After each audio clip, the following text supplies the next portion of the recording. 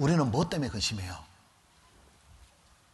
어떤 분은 참 보면 많은 사람들이 세상 것 때문에 근심하거든요.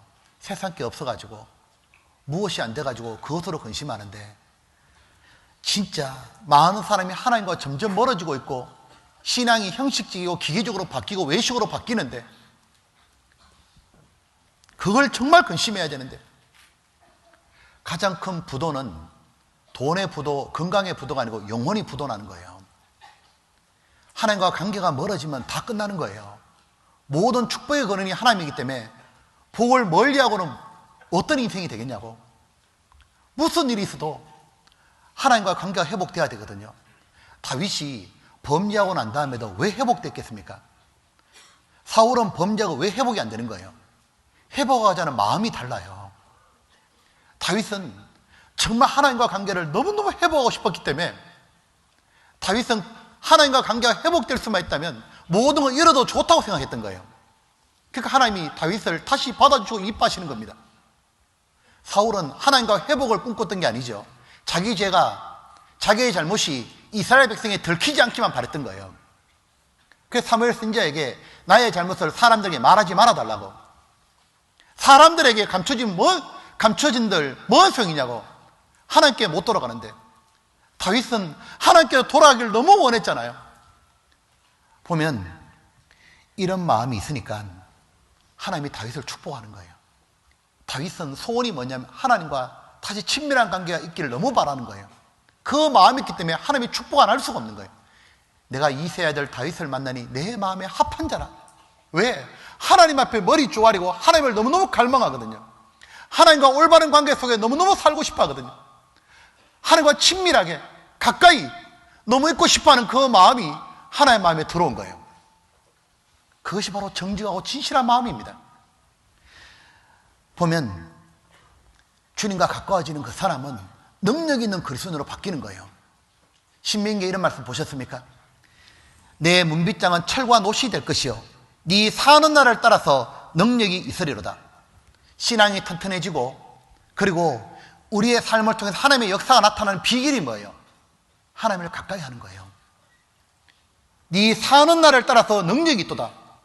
무엇이냐면 마음에 감동이 있고 힘 있는 간증하고 주변 사람에 전도할 수 있는 영향을 미치고, 하나님의 일꾼이 되는 비결이 뭐예요? 바로 하나님과 올바른 관계 맺기를 갈망하는 사람인 겁니다. 그리고 보면 이 주님과 바른 관계를 맺는다는 것을 법궤를 통해도 알 수 있는 게 있습니다. 무엇이냐면 먼저 여호수아 7장입니다. 6절에 여호수아가 옷을 찢고 이스라엘 장로들과 함께 여호와의 궤 앞에서 같이 볼까요? 땅에 엎드려 머리에 티끌을 무릅쓰고 저물도록 있다가 여호수아가 가라되 슬프도소이다. 자, 이런 내용입니다. 무엇이냐면 여호수아가 아이성 전투에서 이길 줄 알았는데 져버린 거예요.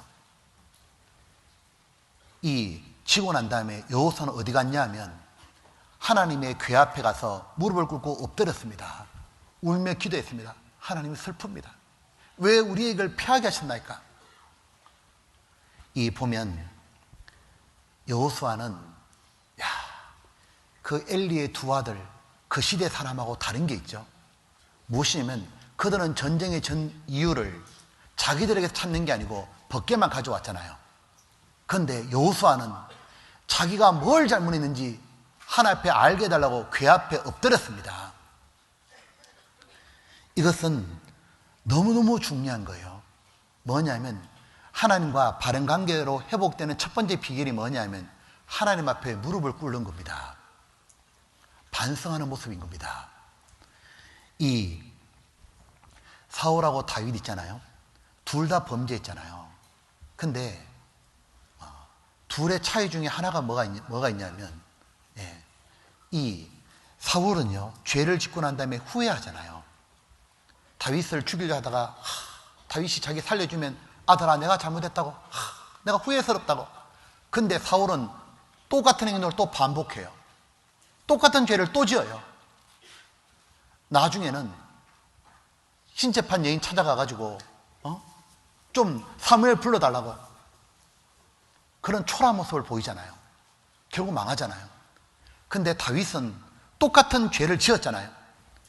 다윗은 죄를 짓고 난 다음에 후회하는 게 아니라 회개했습니다. 여러분, 보면 후회와 회개의 차이가 뭐예요? 많은 분들이 죄를 짓고 후회하지 회개를 안 하는 겁니다. 그래서 신앙의 회복이 안 되는 거예요. 후회는 무엇이냐면 죄를 지은 것에 대해서 후회하는 겁니다. 그냥. 회개는 뭐냐면 죄를 짓고 난 다음에 그 죄를 버리고 돌이키는 거예요. 그런데 어떻게 해야 죄를 돌이킬 수 있어요? 잘 들어야 돼요. 어떻게 해야 죄를 돌이킬 수 있냐면 죄 지은 걸 후회만 해서는 안 돌이켜진다고. 다음에 사울처럼 또 합니다. 어떻게 해야 다윗처럼 회개하는 겁니까? 무엇이냐면 죄를 짓고 난 다음에 패배하거든요. 괴롭거든요. 기쁨이 없거든요. 구원의 즐거움이 사라지거든요. 모든 게 너무 답답하거든요. 그때 깨달아질 게 있다고. 무엇이냐면 내가 이렇게 괴롭고 힘든 거 누가 하신 거냐 그 말이에요.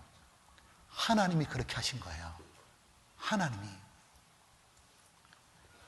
단지 자기 죄 지은 것만 후회할 게 아니고 이 죄를 하나님이 싫어하시는구나.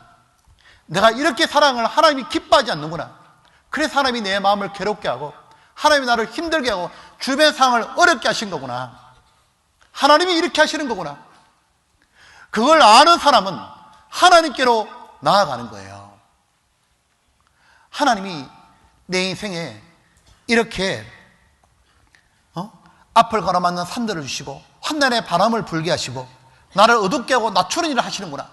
내 하나님 만나기를 예배하라 그러셨는데 하나님이 그렇게 하시는 거구나. 그걸 아는 사람은 하나님께로 나아갑니다. 하나님이 나를 이렇게 징계하신 거구나. 하나님, 제가 이제 알겠습니다. 제가 하나님을 너무 가볍게 여겨서 내가 이렇게 살아도 아무 일이 없는 것처럼 생각하고 살았습니다. 하나님 나를 기뻐하지 않기 때문에 이렇게 하신 겁니다. 하나님, 제가 정말 하나님과 다시 구원의 즐거움을 회복하기를 원합니다. 다윗이 고백했잖아요. 주여 구원의 즐거움을 내게 주십시오. 자원하는 심령을 내게 주십시오.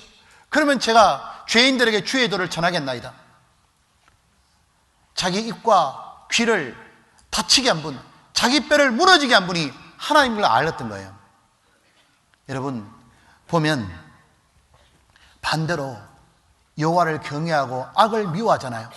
그러면 시편 97장에 보면 여호와께서 의인에게 정직히 행하는 자에게 기쁨을 뿌리셨도다, 그런 말씀이 있습니다. 하늘에 눈을 뿌려주는 것처럼 하나님은 하늘에서 사람 마음에 기쁨을 뿌리는 거예요. 왜요? 하나님이 기쁘신 거예요. 그렇게 사는 게. 여러분, 내 마음의 기쁨과 내 주변의 상을 열어주시는 분이 하나님이라고. 그걸 알 때 하나님께로 돌아가는 거예요. 여러분, 우리가 지금 죄 짓고 살다가요, 우리 자신이 내가 이제 바르게 살아야겠다, 내가 진짜 이제는 껍데기 신앙 버리고 진짜 범사에 하나님 인정하고 내가 정말 순종하며 살아야겠다 하고 결심해 보십시오. 결심만 해도 여러분 마음에 기쁨이 일어날 겁니다. 왜요? 하나님이 기뻐하셔서 기쁨을 뿌려주신 거예요. 여러분이 죄를 품어보십시오. 여러분 마음이 괴롭습니다. 하나님이 싫어한다는 표시인 거예요. 여러분의 범사에 하나님을 인정하라 그 말이에요. 하나님이 언제나 우리 곁에 계신다고. 그래서 하나님은 내가 조금만 하나님께 잘하려고 해도 하나님이 좋아하시는 걸 보여주신다고요. 보면 어떻게 여호수아가 자기의 그 잘못을 하나님 앞에 물었잖아요. 하나님이 패배를 줬다고 하나님이 알려주잖아요. 아간 때문이라고. 아간을 제기하고 나니까 승리를 다시 주시잖아요. 이 보면 매일매일요, 하나님께 엎드린 사람은 진짜 복된 사람입니다. 자기를 반성하는 그 사람은 진보하는 신앙을 가질 수 있는 사람인 거예요. 자기를 성찰하는 그 사람은 이제 한 걸음 더 나아가서 법궤를 맬 수 있는 사람이 되는 겁니다. 이 법궤는 하나님과 관계 회복에서 중요한 게 또 뭐냐면 여호와의 기구를 매는 자여 스스로 성결케 할지어다. 법궤는 매는 겁니다. 다윗이 법궤를 가져올 때 매지 않아가지고 술에 씻고 오다가 큰 문제가 생겼잖아요. 맨다는 말은 뭐냐면 주의 말씀에 순종하는 겁니다. 보면 누가 주님 말씀을 순종해요? 그거는 주님을 즐겁게 순종하는 자는 주님을 사랑하는 자요. 우리가 죄 잊지 말아라, 뭐 하지 말아라 아무리 말해도요, 벗어나기 힘듭니다. 근데 주님을 사랑하는 마음이 딱 들어가면 절제가 가능하다고. 갈라디아서 5장에 성령의 9가지 열매 중에 제일 먼저가 사랑이죠. 마지막이 절제입니다. 제일 먼저가 되면 마지막이 된다 그 말이에요. 주님을 사랑하는 사람은 자기 통제가 되는 겁니다. 부모는 자식을 사랑하기 때문에 자기 통제를 하고 자식을 키우잖아요. 보면 정말 주님께 무릎 꿇는 사람 있잖아요. 그 사람 하나님이 나를 이걸 기뻐 안 하셔서 그렇게 하신 거구나. 하지만 하나님이 내가 하나님을 다시 사랑하고 죄를 버리고 하나님의 도움을 바라고 나가잖아요. 하나님이 기뻐하고 말고 그 사람은 절겨 주의 벗개를 매는 겁니다. 그 사람은 절겨 사랑할 수 있는 거예요. 여러분 보십시오. 그리고 이 하나님은 보면 이게 있습니다. 이 벗개를 항상 여호수아가 할 때 벗개가 먼저 앞서가고 나중에 뭐냐면 백성이 뒤를 따라갔습니다. 요단강을 건널 때 벗개를 맨 제사장이 먼저 들어가고 강물이 멈추고 백성이 뒤를 따라갔거든요. 벗개를 앞서면 안 되는 거예요. 보면 우리가 주님 뒤를 바짝 따라가야지 무지한 말이나 노새처럼 앞서거나 뒤서도 안 되죠. 무엇이냐면 순종하는 게 모든 게 열리는 길이다, 그걸 아는 거예요. 주님의 높은 걸 아는 사람은 주님을 앞서지 않습니다. 아버지를 공경하는 사람은 밥 먹을 때 숟가락 먼저 안 든다고. 범사에 주님께 인정하는 방법이 이겁니다. 뭐냐면 사사시대 때 보면 이스라엘 백성이 하나님께 묻다가 나중엔 안 묻기 시작하니까 자기 소견대로 행하고 이스라엘은 엉망이 됐잖아요. 사사시대 보면 이스라엘은 엉망진창의 신앙 상태잖아요. 왜 우리 신앙이 엉망이 되는 걸까? 하나님께 묻지 않는 거예요. 자기 소견대로 행해버리는 거예요. 무슨 일을 하기 이전에 하나님, 이게 하나님이 기뻐하시는 겁니까? 하나님, 제가 이렇게 하면 좋겠습니까? 왜? 하나님이 기뻐하시는 거라면 하나님이 날 도와줄 거 아니냐 그 말이에요. 그렇잖아요. 내가 하나님께 내가 이렇게 하면 하나님이 정말 기뻐하시고 내 모든 길을 열어주실 거라고. 그리고 나를 얼마나 귀하게 사용하고 높여주실 거냐고. 하나님이 높여주는 인생이 돼야 되잖아요. 근데 구원받고 시간이 지나가는 가운데 하나님께 묻는 삶을 안 하는 겁니다. 그리고 뭐냐면 나중에 보면 아무 생각 없이 자기 성인대로 행하는 겁니다. 나중에 자기를 돌아보십시오. 완전히 엉망진창의 영적 상태가 되어 있는 거예요. 왜 내 삶이 혼돈하고 공허한 겁니까? 이유가 뭡니까? 하나님의 말씀을 앞세우지 않는 겁니다. 보면 하나님 말씀을 앞세우면 다시 내 삶이 질서롭고 아름다워지는 거예요.